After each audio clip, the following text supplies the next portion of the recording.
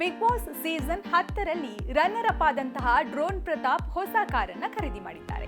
20 ಲಕ್ಷ ರೂಪಾಯಿಯ ಹುಂಡೈ ಕಾರನ್ನ ತನ್ನ ತಾಯಿಗೆ ಗಿಫ್ಟ್ ಮಾಡಿದ್ದು, ಮಗನ ಉಡುಗೊರೆಯನ್ನ ಕಂಡು ಡ್ರೋನ್ ಪ್ರತಾಪ್ ತಾಯಿ ಬಿಕ್ಕಿ ಬಿಕ್ಕಿ ಹತ್ತಿದ್ದಾರೆ.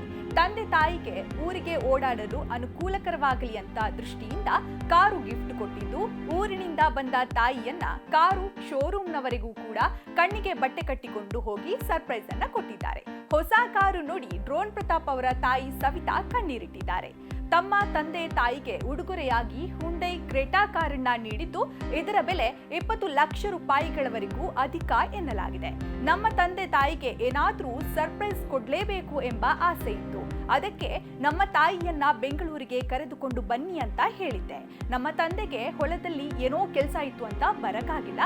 ನಮ್ಮ ಹೆತ್ತವರ ಮುಖದಲ್ಲಿ ಖುಷಿಯನ್ನ ನೋಡಬೇಕು ಎಂಬುದು ನನ್ನ ಆಸೆಯಾಗಿದೆ ಅಂತ ಡ್ರೋನ್ ಪ್ರತಾಪ್ ಅವರು ಹೇಳಿಕೊಂಡಿದ್ದಾರೆ.